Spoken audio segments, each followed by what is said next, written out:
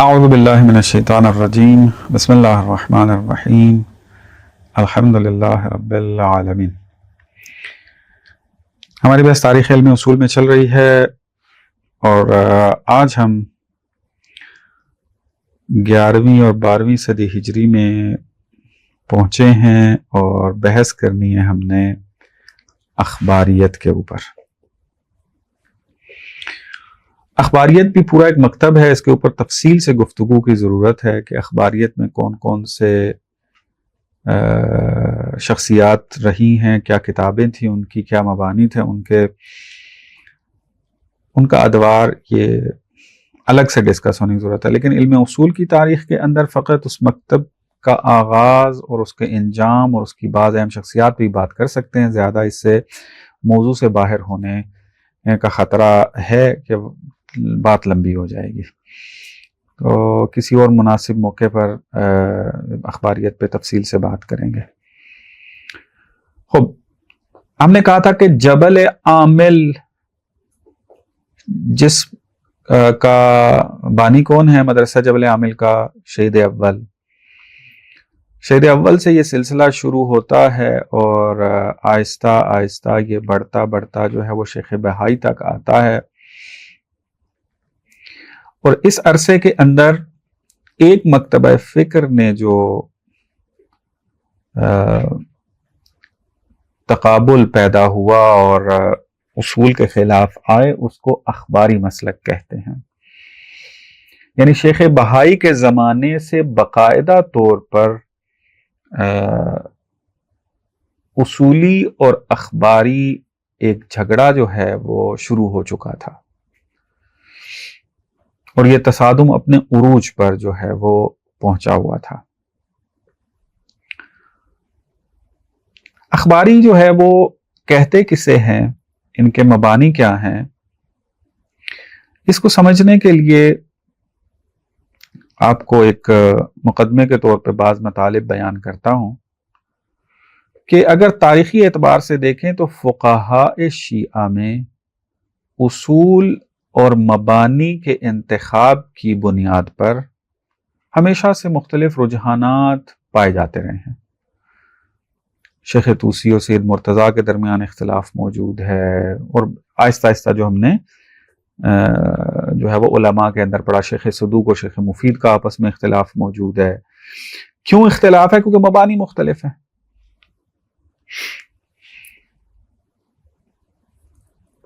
یہ سوال کہ انسانی عقل کس حد تک مثلا اس کی ایک مثال یہ دیتا ہوں کہ آپ حسن و قبح عقلی کے مسئلے کو اگر آپ لے لیں، پہلے بھی اس کا تذکرہ ہو چکا ہے۔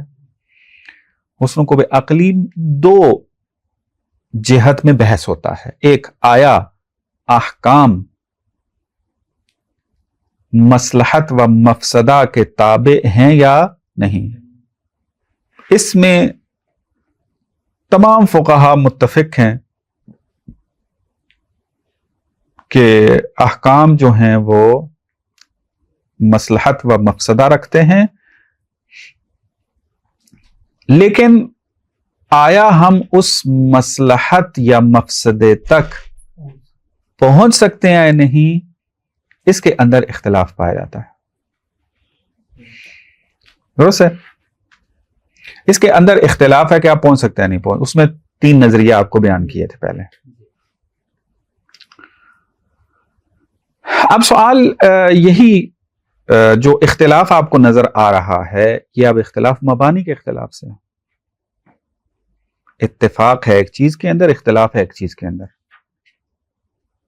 اسی طرح اگر آپ دیکھیں کہ عقل اور نقل کے درمیان قاعدہ ملازمہ، تعارض عقل و نقل اور عقل کی حجیت ذاتی کا جو مسئلہ ہے، اس میں علماء کے موقف مختلف رہے ہیں۔ کوئی قاعدہ ملازم کو مان رہا ہے، کوئی قاعدہ ملازمہ کو نہیں مان رہا، کوئی جو ہے وہ تعارض عقل و نقل کو قبول کر رہا ہے، کوئی اس کا رائے حل پیش کر رہا ہے، اور اس کو مثلا عقل آیا حجیت ذاتی رکھتی ہے یا نہیں رکھتی۔ خود اسی طرح اگر آپ دیکھیں استنباط احکام میں منطق اور فلسفے کا استعمال اور روایات، اسی طرح قرآن کے ظواہر کے ساتھ برتاؤ کا طریقہ کار کہ قرآن کا ظاہر حجت ہے اور پھر اس کا کیا صورتحال ہے، اس تمام مسائل کے اندر کیا ہے، اس کے اندر بھی اختلاف رہا ہے۔ کوئی کہتا ہے کہ احکام کے استنباط میں جو ہے منطق فلسفہ کردار ادا کرتا ہے، لیکن بعض نہیں مانتے۔ مثلا اگر آج ہم دو فقہا کو مثال کے طور پر لے لیں، ایک طرف ہوں آیت اللہ جوادی آمولی کہ جو فقاہت کے ساتھ ساتھ کیا نام ہے اس کا، عقلی علوم کے بھی ماہر ہیں، اور عقل کی حجیت اور ان کے اوپر جو ہے وہ عقلی استدلال کا بھی جو ہے عقلی حجیت کے دائرہ کار کو وہ وسیع جانتے ہیں۔ اور دوسری طرف ہم جو ہے وہ کیا ہے، شبیری زنجانی صاحب کو لے لیں، آیت اللہ شبیری زنجانی، اگر ان کو لے لیں تو ان کے طریقہ کار میں فرق نظر آئے گا۔ آیت اللہ جوادی آمولی جو ہیں وہ جب ایک بحث کے اوپر یعنی اس قلم اٹھائیں گے یا بولیں گے تو ان کے طریقہ کار میں، ان کے نتائج میں فرق نظر آئے گا شبیری زنجانی کے ساتھ۔ شبیری زنجانی جو ہے وہ علم رجال کے ماہر ہیں، درست ہے، وہ فقاہت کے اندر تباہر رکھتے ہیں، عقلیات کو اس طریقے سے جو ہے وہ اس کے اندر مہارت نہیں ہے، اور پھر بعض اختلافات پائے جاتے ہیں ان کے، تو اس طرح کی صورتحال میں آپ کو یہ فرق نظر آئے گا، استنباط پہ اثر پڑتا ہے۔ یعنی فقیہ کے جو اصولی مبانی ہیں وہ استنباط پر اثر چھوڑ، جس طرح یہ مبانی، فلسفی مبانی، منطقی مبانی، کلامی مبانی انسان کے استنباط پر اثر چھوڑتے ہیں، اصولی مبانی بھی کیا کرتے ہیں، اثر چھوڑتے ہیں۔ جو قرآن کے ظاہر کو حجت مانے گا وہ ایک طریقے سے استنباط کرے گا، جو قرآن کے ظاہر کو حجت نہیں جانتا وہ ایک اعتبار سے۔ اور یہ جو اختلاف ہے، تنوع ہے، یہ چوتھی ہجری سے ہی چلا آ رہا ہے، یعنی غیبت کے زمانے سے متصل۔ ہاں غیبت سے پہلے بھی تھے، لیکن ہم ذرا ان کو دیکھتے ہیں اس وقت۔ مثال کے طور پر سید مرتضیٰ کا انحصار عقلی دلائل پر زیادہ تھا، لیکن شیخ صدوق روایات پر زیادہ زور دیتے تھے۔ لیکن اس کے ساتھ ساتھ یہ اہم بات ہے اخباریت کو سمجھنے کے لیے، باوجود اس کے کہ فقہا کے درمیان اختلاف رہا ہے اور ہے، لیکن ان کے درمیان کچھ اصول و مبانی مشترک ہوتے تھے کہ جس کی وجہ سے ان کے فکری اختلاف کی شدت کم ہوتی تھی۔ مثلا شیخ صدوق و شیخ مفید مثلا یا سید مرتضیٰ اختلاف ہے ان کا آپس میں، لیکن کچھ مبانی مشترک ہیں۔ کیا؟ مثال کے طور پہ شیخ صدوق، سید مرتضیٰ دونوں قرآن کے ظواہر کو حجت جانتے ہیں کہ آپ آیت سے جو سمجھتے ہیں وہ حجت ہے۔ اگر کوئی روایت قرآن کے ظاہر سے متصادم ہو تو شیخ صدوق جیسا عظیم محدث بھی اسے ترک کر دیتا تھا، یعنی باوجود اس کے وہ روایت کے اوپر زیادہ فوکس ہیں، لیکن اگر ان کو پتا چل جائے کہ یہ روایت قرآن کے ظاہر کے خلاف ہے تو وہ روایت کو چھوڑتے ہیں، ظاہر میں تصرف نہیں کرتے۔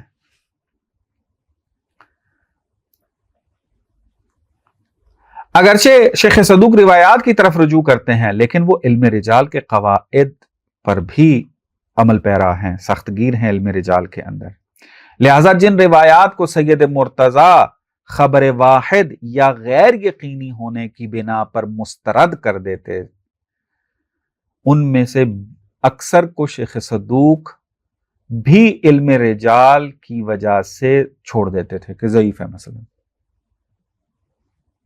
درست ہے۔ یہ وہ مشترکات ہیں کہ مثلا علم رجال کو بھی مان رہے ہیں سید مرتضیٰ بھی، شیخ صدوق بھی، قرآن کے ظاہر کو بھی مان رہے ہیں شیخ صدوق بھی، سید مرتضیٰ بھی۔ اس طرح کے جو مشترکہ مبانی ہیں وہ ان کو ایک پلیٹ فارم پر رکھتے ہیں، اختلافات زیادہ نہیں ہوتے، فیصلہ کن ایک نتیجہ بندہ لے سکتا ہے بحث کے بعد، درست ہے۔ اس کے علاوہ متقدمین علماء اجماع کو تسلیم کرتے تھے. اگر کوئی روایت فقہا کے متفقہ فتوے یا اجماع کے خلاف ہوتی تو وہ اس روایت کے ظاہر سے دستبردار ہو جاتے تھے. متقدمین علماء میں یہ رواج رہا ہے. اور ایک اور چیز تھی، متقدمین جتنا بھی فکری اختلاف کر لیں لیکن احترام کا دامن جو ہے وہ ہاتھ سے نہیں جانے دیتے تھے. مثلا شیخ صدوق کو شیخ مفید صحو النبی کے مسئلے میں فرماتے بہت شدید تنقید کرتے ہیں، بہت عجیب سے الفاظ بھی ان کے لیے استعمال کرتے ہیں، لیکن اس کے باوجود کیا ہے، ان کو حدیث کے فن کا ماہر سمجھتے ہیں. وہ کہتے ہیں کہ آپ استاد ہو حدیث کے، مہارت رکھتے ہو حدیث میں، تو آپ حدیث میں کام کرو، علم کلام میں نہیں جاؤ. لیکن یہاں پر اب کیا ہے، اعتراف پایا جاتا ہے کہ شیخ صدوق بلاخر ایک عالم ہے، احترام ہے، مہارت رکھتے ہیں، ایک ان کا اپنا میدان ہے. لیکن 11ویں اور 12ویں صدی میں کہ جو ہم بحث شروع کرنے جا رہے ہیں اخباریت کی، صورتحال ایک دم سے یکسر ہے، یعنی مکمل تبدیل ہو جاتی ہے. ایک طرف اصولی مکتبہ فکر عقلی اور اصولی استدلال کی وسعت میں بہت آگے نکل گئے، جیسے مکتبہ جبل عامل ہے، ہم مدرسہ جبل عامل پڑھ کے آئے ہیں، اس میں کیا ہے، عقل کو زیادہ فوکس کیا گیا، عقلی استدلالات کو، عقل کو بے عنوان منبع حکم شامل کیا گیا اس کے اندر، منابع اس شریعت کے اندر، دور ہے منابع استنباط میں عقل کو باقاعدہ شامل کیا گیا دلہ اربا میں. لیکن ہم دیکھتے ہیں کہ اس کے مقابل جب اخباریت آتی ہے تو اسی مبنے کے خلاف وہ انتہائی شدت اختیار کر جاتے ہیں. اخباریوں نے تمام مشترکہ علمی اصولوں کو ترک کر دیا جو ماضی میں اختلافات کو معتدل کرتے تھے، جو میں نے بھی نام لیے. شیخ صدوق اور سید مرتضی آپس میں اختلاف رکھتے ہیں، مبانی کا اختلاف ہے، نتائج میں اس وجہ سے مختلف ہیں، لیکن چونکہ قرآن کے ظاہر کو حجت مانتے ہیں، چونکہ اجماع کو حجت مانتے ہیں، چونکہ اور دوسرے قواعد میں ایک دوسرے کے ہم فکر ہیں، لہٰذا ان کے درمیان اختلاف ختم کرنا آسان ہے. لیکن ایک بندہ آ کر دے، وہ جتنے مبانی ہیں وہ سب کا انکار کر دے، تو ظاہر سی بات ہے پھر وہ تو پھر ایک الگ ہو جائے گا نا بالکل. تو لہٰذا اخباریت نے آ کر یہ کام کیا. انہوں نے کیا کہا، اخباریت نے کہا کہ قرآن کا ظاہر حجت نہیں ہے. مشہور جو کتب حدیث ہیں، کتب اربعہ، ان کی سندی تحقیق ضروری نہیں ہے. اجماع اہل سنت کا طریقہ کار ہے، تشیع کا طریقہ کار اجماع پر عمل کرنا نہیں ہے. قاعدہ ملازمہ کا بھی، یعنی کلما حکم بہ العقل حکم بہ الشرع، اس قاعدے کا بھی سرے سے انکار کر دیا. تو لہذا اب یہ بالکل مد مقابل ہے. ان متضاد نظریات نے تصادم پھر عروج پہ پہنچایا. ان کے درمیان مشترکات کی کوئی لحاظ نہیں رکھا جاتا تھا. ہاں، وہ آگے چل کے بات آتی رہے گی. ابھی اس دور میں علمی اختلاف کے ساتھ گفتگو کا انداز بھی انتہائی تلخ ہو گیا. میں نے مقدمہ اس لیے بنایا تھا کہ وہ ساری چیزیں جو ہیں ان کا انداز بھی بہت تلخ ہو گیا. ایک دوسرے کے علمی مقام کو تسلیم کرنے کی بجائے سنگین نوعیت کے الزامات عائد کرنے لگے، آپس میں یا ان کے ساتھ، اصولیوں کے ساتھ، اخباری اصولیوں کے مقابل میں. جیسے مثلا اخباریوں نے اصولیوں پر الزام لگایا کہ وہ اہل بیت کی تعلیمات کی بجائے یونانی فلسفے، صوفیت اور اہل سنت کے افکار کی ترویج کر رہے ہیں. اور پھر اصولیوں نے کی طرف سے بھی پھر سخت رد عمل آنے لگ گیا. مثلا سلطان العلماء کہ اس کے بارے میں ہم بات کریں گے بعد میں. سلطان العلماء جنہوں نے معالم کے حاشیہ لکھا ہے، اس حاشیے میں کہتے ہیں کہ اخباریوں کے نظریات دراصل اشاعرہ کے افکار کا چربہ ہے، اور ان کا حقیقی عقائد شیعہ عقائد کے ساتھ کوئی تعلق نہیں ہے. بہرحال پھر بعد میں آہستہ آہستہ معتدل شخصیات آئیں اصولیوں کے اندر بھی اور اخباریوں کے اندر بھی, تو یہ فضا آہستہ آہستہ جو ہے وہ تھمنا شروع ہوئی, احترام کی طرف آئی. اختلاف اپنی جگہ باقی رہا لیکن اس میدان کے اندر تھوڑا کمی آنا جو ہے وہ شروع ہوئی. مثلا جیسے مقدس اردبیلی جیسی معتدل جامع شخصیت کے جس کو دونوں فریق جو ہے وہ تسلیم کرتے ہیں, مقدس اردبیلی کے زمانے میں یہ ٹکراؤ, یہ نزاع, یہ جھگڑا, یہ شدت تھوڑی کم ہو گئی. جی معتدل تھے نا یہ دونوں طرف کے, ان کے نظریات کا طریقہ کار اور اس میں پھر وہ قبول کرتے تھے ان کو. اب آتے ہیں اس بات کی طرف تھوڑا جاننے کے لیے اخباری کہتے کس کو ہے, ان کے مبانی کیا ہیں.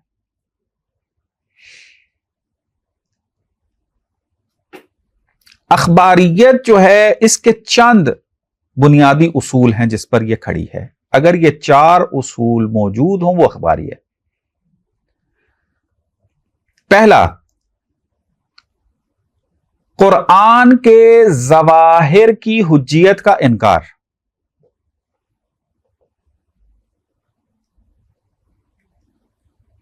یہ کہتے تھے کہ قرآن کا ظاہر حجت نہیں ہے, روایات اہل بیت کی طرف رجوع کریں, انہوں نے اگر کوئی معنی بیان کیا ہے آیت کے ذیل میں تو ہم وہ معنی لیں گے, ہم الگ سے اگر روایت نہیں ہے اس آیت کے ذیل میں اس کا معنی سمجھ نہیں سکتے. دوسرا جو بنیادی مبنا اخباریت کا, علم رجال کی مخالفت.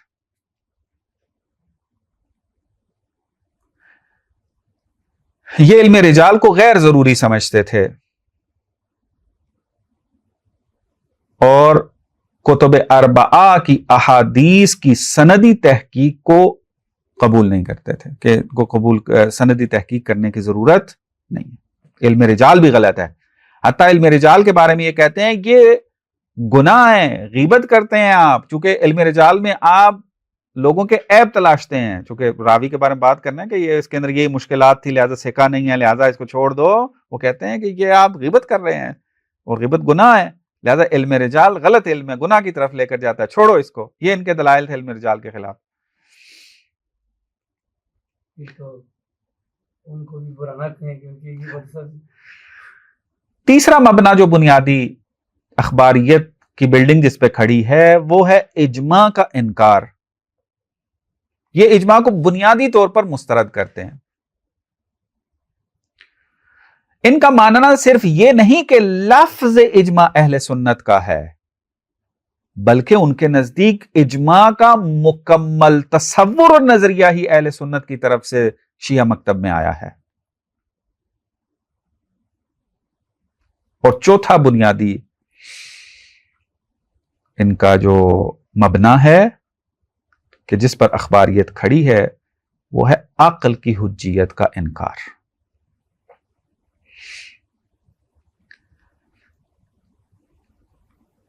اس کی ابھی میں توضیح نہیں دوں گا چونکہ وقت زیادہ لگ جائے گا, فقط آپ سنیں اس کو, اور جنہوں نے یہ مباحث پڑھی ہوئی ہیں وہ اس مطلب کو سمجھ جائیں گے. وہ عقل نظری کی ذاتی حجیت کو تسلیم نہیں کرتے تھے, اسی وجہ سے وہ عقل و شر کے درمیان جو قاعدہ ملازمہ پایا جاتا ہے اصولیوں کے درمیان اس کا مکمل انکار کرتے تھے. خب یہ ان کے مبانی. یہ 4 مبانی جو تسلیم کرتا ہے وہ اخباری ہے. اخباری وہ نہیں ہے جو روایات پہ عمل کرتا ہے. معمولاً کیا ہے پاکستان کے اندر بھی آج کل اپنے آپ کو اخباری کہنے والے اصلا اخباریت سے آشنا نہیں ہے. اخباریت یہ جو اصطلاحی اخباریت ہے وہ یہ 4 مبانی پہ کھڑی ہے. اگر کسی کے اندر رجحان روایات کی طرف زیادہ ہے, روایات پر متعبد ہے, تو اس اعتبار سے اس کو محدث تو کہہ سکتے ہیں لیکن اخباری نہیں کہہ سکتے, کیونکہ اخباریت جو اصطلاحی معنی میں وہ یہ 4 مبانی ہیں. اس کے بات واضح. اخباری مکتبہ فکر اصول کے مد مقابل ہے, اصولی مکتبہ فکر کے, سر یہ کتب اربع کی جو آپ نے بتائی کیا مطلب کتب اربع کی سند؟ ہاں ان کے نزدیک جو ہماری کتب اربعہ ہیں کون کون سی ہیں؟ کتاب کافی، استبصار، من لا یحضرہ الفقی اور تہذیب. 4 وہ کہتے ہیں یہ روایات ساری قابل عمل ہیں. آپ یہ نہیں کہہ سکتے کہ یہ روایت ضعیف ہے اور یہ روایت معتبر ہے، اس کا راوی چونکہ ضعیف ہے پس سند ضعیف پس روایت ضعیف پس اس پہ عمل نہیں کرنا. نا، کتب اربعہ میں موجود روایت معتبر ہے، قابل عمل ہے. درست؟ خب یہ تھا ان کے مبانی. اب اخباری جو یہ مکتبہ ہے اس کے 3 بنیادی ادوار پائے جاتے ہیں. پہلا جو دور ہے اس کو ابتدائی دور کہیں گے اخباریت کا، یعنی آغاز ہے اصطلاحی اخباریت کا. وہ کون ہے؟ محمد امین استرابادی. اخباریت کا آغاز کرنے والے یہ ہیں محمد امین استرابادی، اور پھر ان کے بعد کے بعض علماء. دوسرا دور جو ہے وہ ہے درمیانی اخباریت والے، یعنی شدت پسندی ان میں تھوڑی سی کم ہو جاتی ہے. نعمت اللہ جزائری، شیخ الرآملی جو صاحب وسائل ہیں، وسائل الشیعہ جنہوں نے لکھی ہے، شیخ الرآملی، یہ اس دوسرے دورے کی شخصیات ہیں. تیسرا اور آخری دور اخباریت کا معتدل ان کو کہا جاتا ہے کہ ان کے اندر اخباریت والی جو شدت ہے وہ ختم ہو جاتی ہے. رہتے اخباری ہی ہیں لیکن یہ تندی، سختی، شدت جو ہے نا وہ ختم ہو جاتی ہے. ان کی نمائندگی جو ہے وہ محدث بحرانی نے کی ہے، صاحب حدائق. ان کی کتاب کا نام ہے حدائق الناظرہ، زواد کے ساتھ، ناظرہ، حدائق الناظرہ. یہ ایک معتدل اخباری شمار ہوتے ہیں. کتاب بھی بہت اہمیت کی حامل ہے.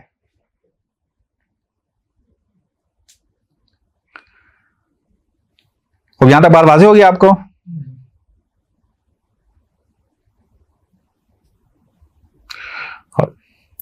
اب یہاں پہ ایک اور نقطہ ضرور ذہن کے اندر رکھیں، جیسے میں نے اشارہ کر دیا آپ کو.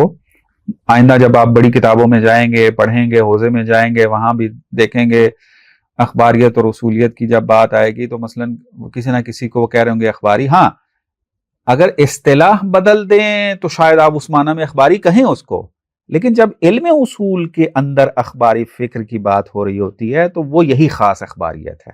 اور یہ جو اخباری علماء کہتے ہیں، ہاں وہی اخباری علماء یہی ہیں، اصطلاحی یہی ہیں.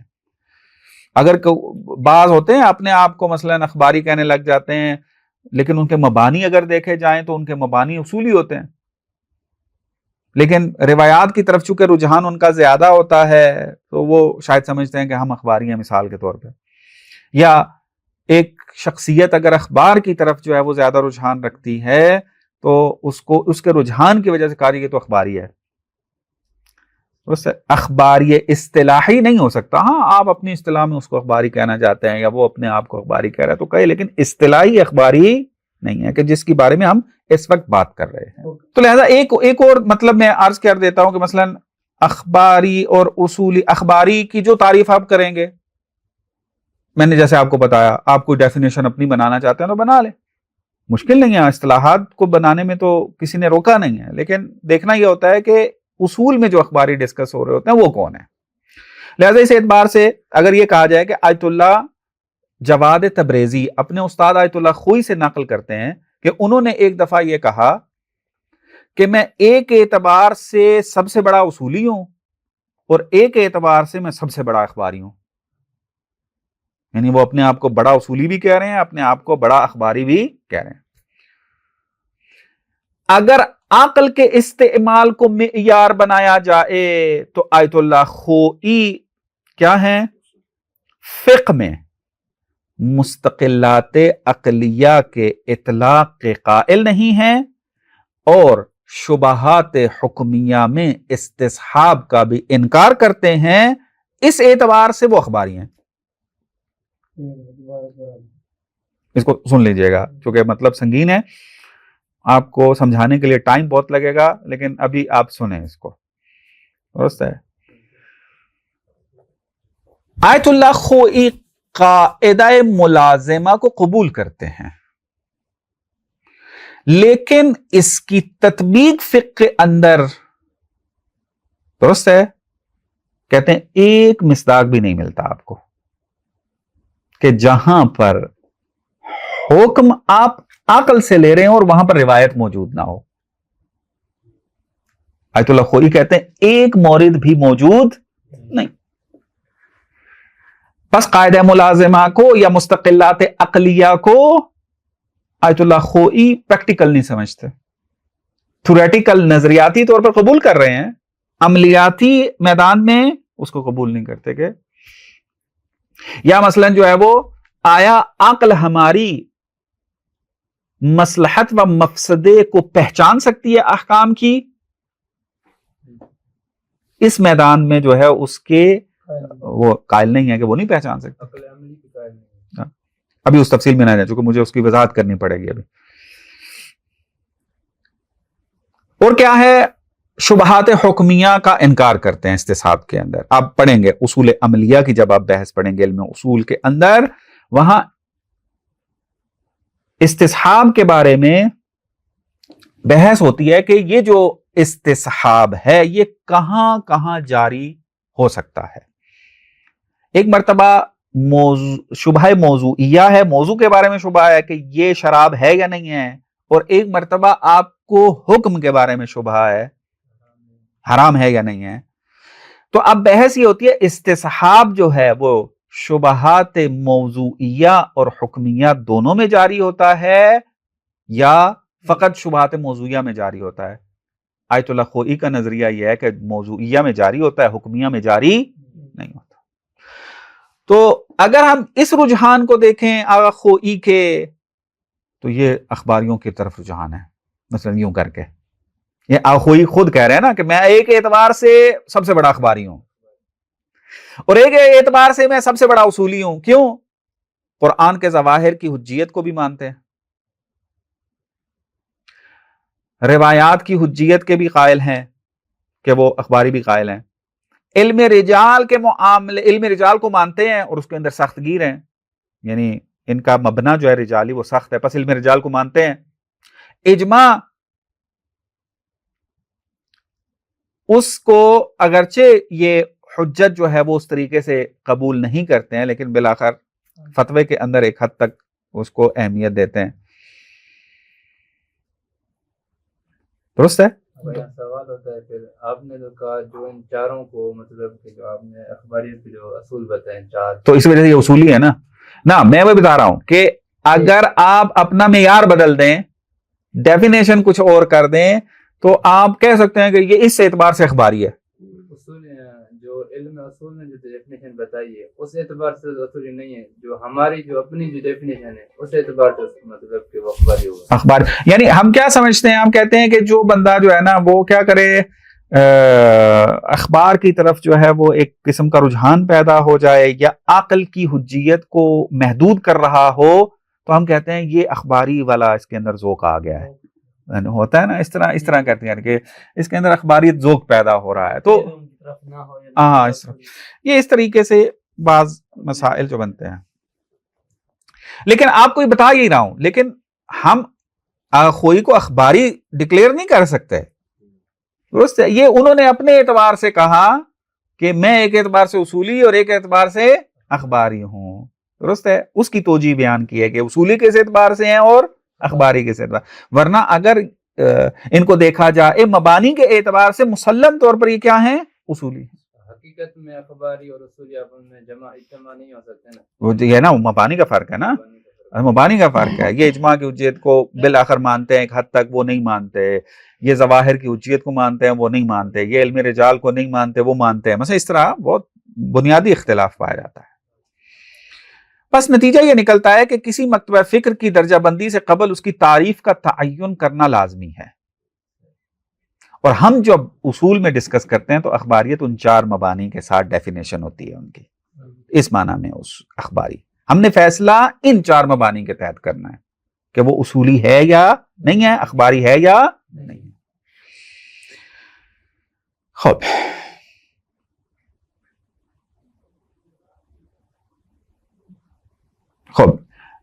اخباریت کا آغاز جیسے میں نے پہلے عرض کیا یہ امین استر آبادی سے ہوا ہے. جناب امیر امین استر آبادی، ان کی وفات 1036 میں ہوئی ہے اور یہ شیخ بہائی کے ہم اثر ہیں. شیخ بہائی کی وفات 1030 میں ہوئی ہے، ہم اثر بن گئے، وہ 1036 میں اور یہ 1030 میں. اچھا، اب استر آبادی نے اخباریت کا آغاز کیوں، اسباب وجود اخباریت. توجہ کریں اس بات کی، یہ جو مطالب آپ کو بیان کر رہا ہوں آپ کو اس طریقے سے ترتیب سے اردو میں ملیں گے نہیں، فقط توجہ کریں اس کے اوپر اور پھر بعد میں حتماً ان دروس کو دوبارہ ملاحظہ کریں. پہلا جو سبب بنا وہ یہ کہ استر آبادی کا دعویٰ یہ تھا کہ جو مکتب تشیع ہے اس کے اندر انحراف کا آغاز مکتب حلہ سے ہوا ہے. مدرسہ حلہ پڑھا ہم نے، علامہ حلی، محقق حلی. اور یہ انحراف جبل عامل کے اندر اپنے عروج پر پہنچا، یعنی عقل کو فوکس کرنا، یہ اس کی طرف ناظر ہے امین استر آبادی اس بات کو کہ انہوں نے عقل کو بے عنوان منبع شریعت متعارف کروایا ہے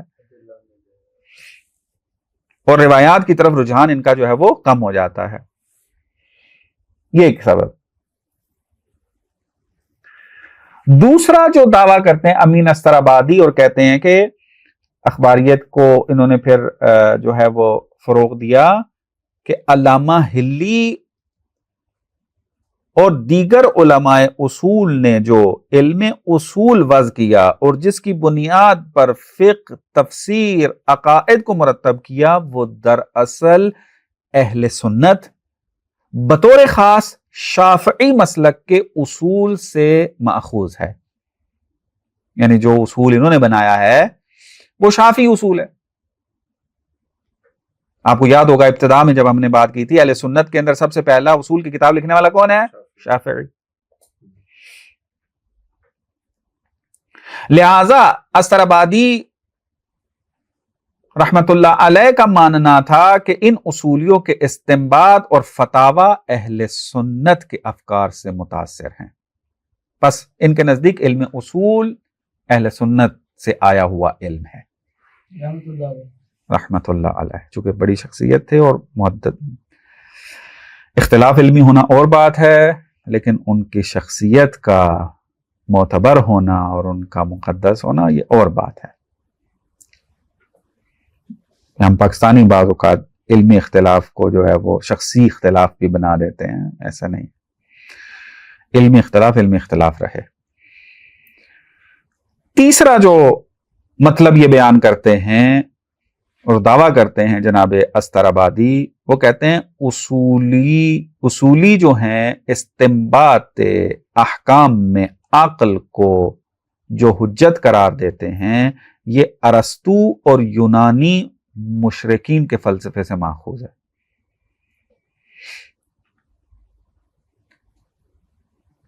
درست ہے؟ لہذا استر آبادی دعویٰ کرتے ہیں کہ اب ہماری یہ ذمہ داری بنتی ہے کہ مکتب تشیع حقیقی سلف کی طرف پلٹے. اور وہ حقیقی سلف کون ہے؟ مکتبہ حلہ سے پہلے، مکتبہ حلہ اور مکتبہ جبل عامل سے پہلے.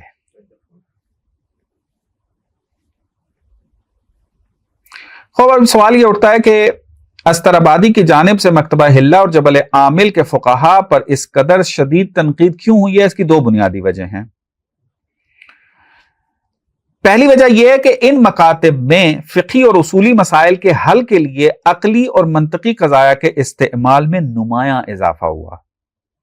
انہوں نے ان مسائل کو حل کرنے کے لیے عقل کا سہارا زیادہ لیا، جسے اخباری کیا کہتے ہیں؟ یہ یونانیت ہے اور فلسفے سے مرعوب ہونا ہے۔ دوسری وجہ، اگرچہ متقدمین میں شیخ طوسی کے ہاں بھی تقابلی فقہ کا رجحان پایا تھا۔ تقابلی فقہ سے کیا مراد ہے؟ یعنی جہاں شیعہ سنی دونوں آرا ہوں، لیکن مکتبہ حلہ میں اہل سنت کے اقوال کا حوالہ دینے اور اس کے ساتھ تقابلی مباحث کا سلسلہ بہت بڑھ گیا۔ آپ مثلا علامہ حلی کی کتابیں اٹھا کے دیکھیں، جگہ جگہ پر جہاں بھی اصول میں شیعہ نظریے کے ذکر کرتے ہیں وہاں پر اہل سنت کے مختلف مکاتب فکر کا تذکرہ کرتے ہیں اور ان کا تنقیدی جائزہ لیتے ہیں۔ یہ رجحان مکتبہ حلہ میں شروع ہوا اور جبل عامل کے دور میں اس رجحان نے مزید وسعت اختیار کر دی، جسے استرابادی نے اس بات کی علامت قرار دیا کہ یہ علماء کرام اہل سنت کے علمی افکار سے متاثر ہو چکے ہیں۔ یہ تو بنیادی وجہ تھی کہ جس کی وجہ سے جبل عامل اور مکتبہ حلہ کے اوپر جناب استرابادی نے شدت سے تنقید کی ہے۔